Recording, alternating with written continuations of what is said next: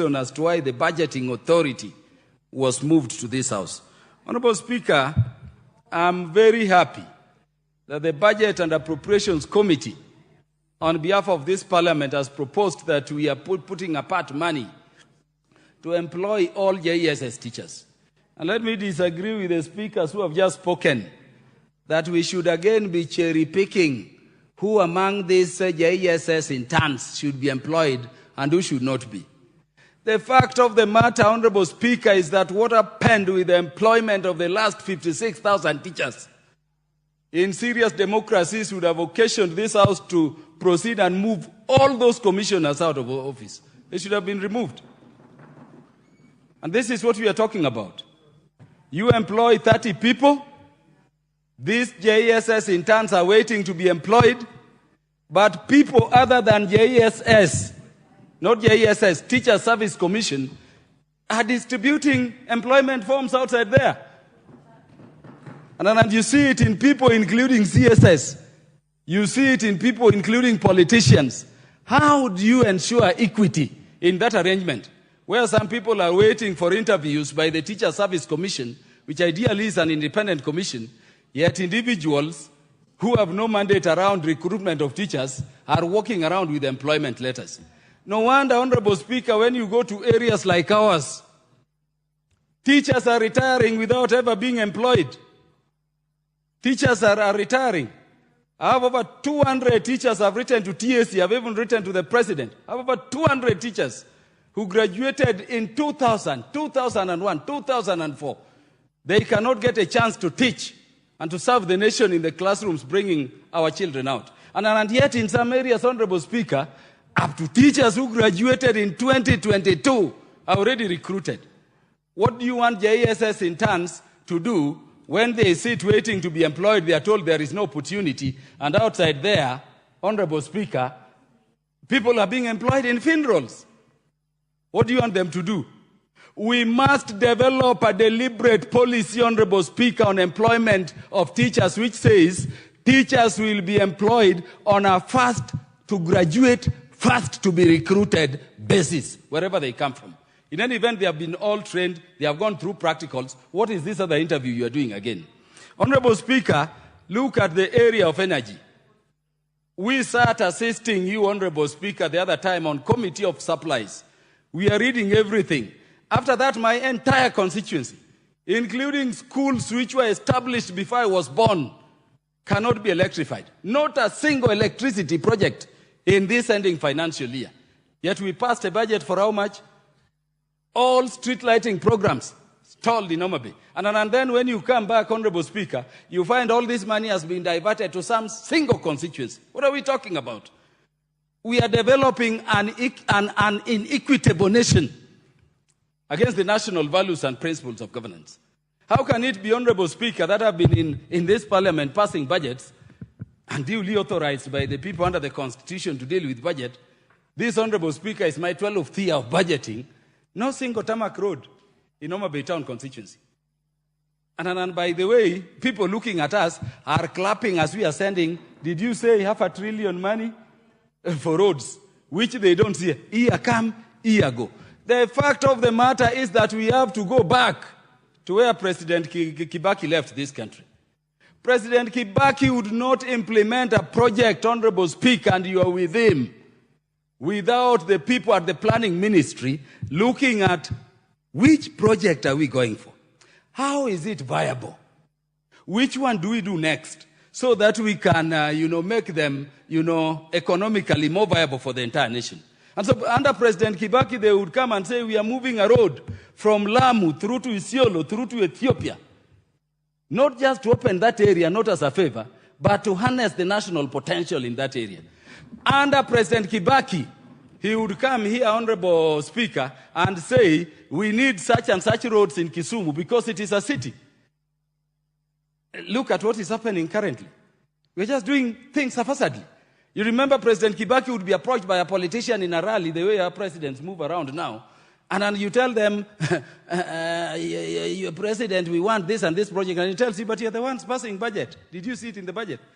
It is not properly planned. It cannot be implemented. we have gotten into a situation where, again, the leadership of the nation has been left the entire budget by Parliament. A leader visits Hobay, we dance dodo to them, and you're told a road will be cutting from here to here. You go to a county and you say, we'll be giving you 500 kilometers of roads. Have you thought through to consider what those 500 kilometers would be doing to contribute to the national economics beyond these areas? I therefore want to say, Honorable Speaker, that going to the future, as Parliament, we will be required to at least come with a baseline in terms of minimums which can go to areas. I mean, how does it please you when you say you are at 100% electrification, when other areas are totally dark, and yet we want to develop the entire country? And that is why we bring debates like 1 man, 1 vote, 1 shilling, 1 kilometer. Do people engaging in this debate, Honorable Speaker, have they visited northern Kenya? Let me tell you, the day you visit northern side of the country, you will thank those Kenyans who are keeping our territories there to remain ours.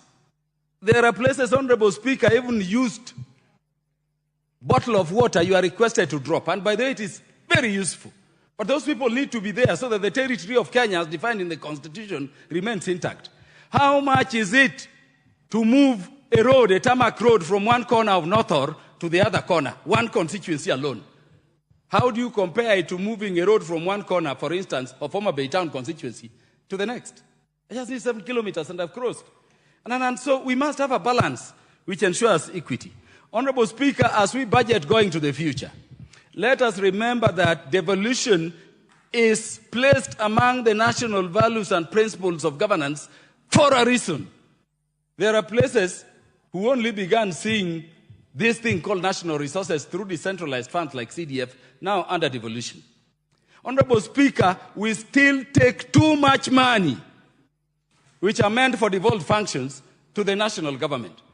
And so when you see the corruption under the health ministry, you see the corruption under the water ministry, you see the corruption under agriculture ministry, it's because these functions are devolved, but money is left here idling and therefore available to be stolen. Honorable Speaker, my last concern is in relation to the institutions we established to underpin good governance. Consistently, year after year, money is going to independent offices and constitutional commissions has been reducing. And we need to begin thinking, why was Article 249 of the Constitution placed there if we can be reducing that money? Because that provision says you shall adequately fund. I have oversighted commissions' budgets where the whole travel budget is less than 500,000. And this is a commission of over 11 people. And we are passing them here bulk. We are saying we should move that way. What are we doing with the independence of the judiciary? Can we give them money so that they are financial independence to do their work? Honorable Speaker, there will be much more to speak in terms of the policy directions. But I think time has come for Parliament to take charge of the budgeting function, or we tell Kenyans Parliament cannot do it contrary to what they envisioned in the Constitution. Thank you, Honorable Speaker.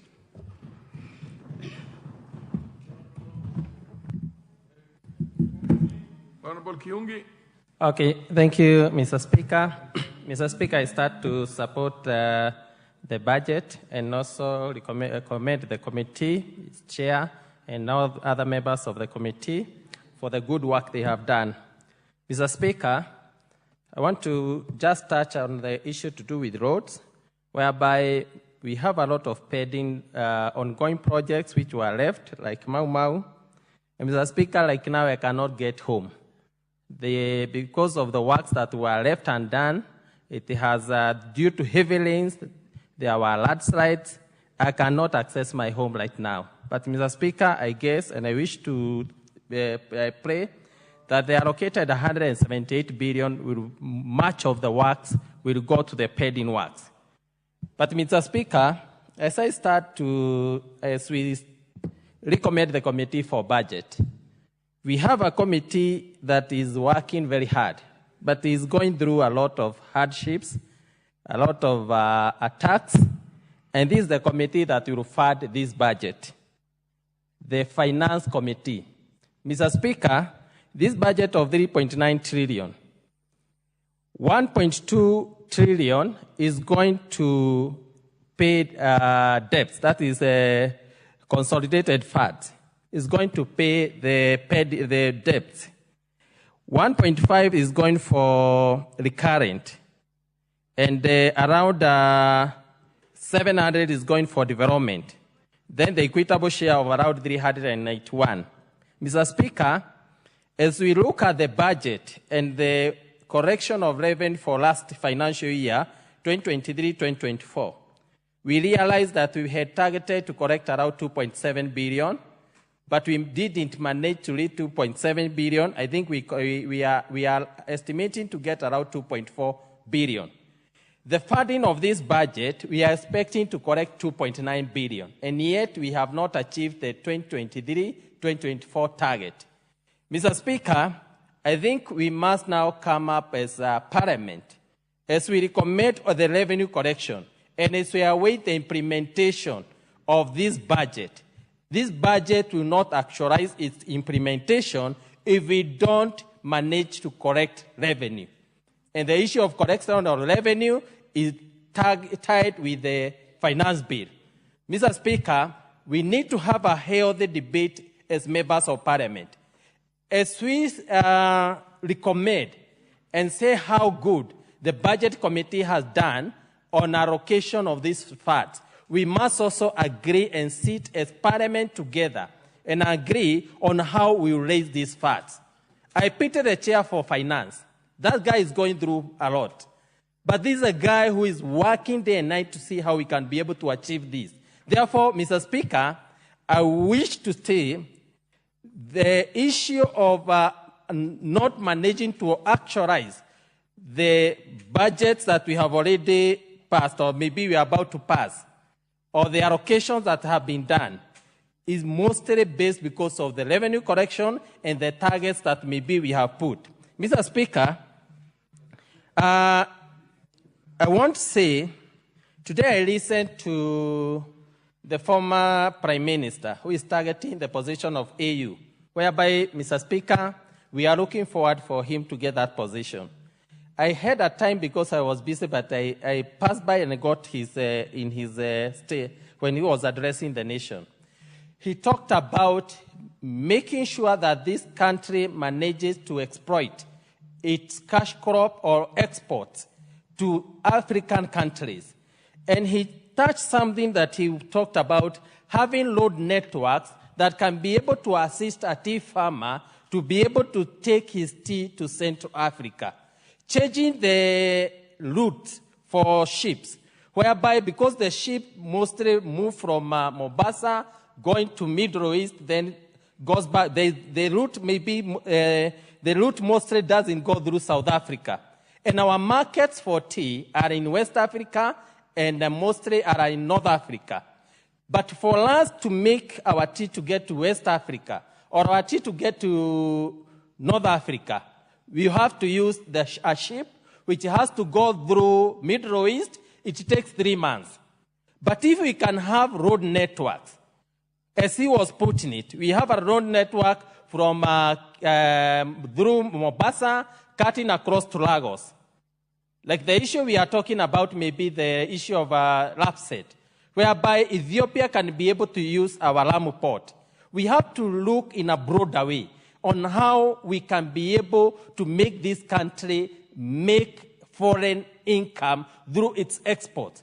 Because our farmers, like tea farmers, most of them are losing hope. But this because the market that we are depending is the colonial market that is controlled by West, and we cannot be able to trade with our people because you cannot transport tea by freight. Like the other day, there was a round between Kenya and Lagos, but only a few, maybe bags of tea that were taken by freight. But to be able to access that market, we need to have a road network. Therefore, Mr. Speaker, as Parliament, we must come up with the strategies on how this country will be able to achieve the targets of the revenues that we proclaim that we raise. If we can't, let's go by the facts. Because the 2.9 trillion that we are targeting, Mr. Speaker, chances we will not be able to raise. By not raising 2.9, most of these projects that we are looking forward maybe to achieve, we will not be able to achieve. The other thing, Mr. Speaker, KRA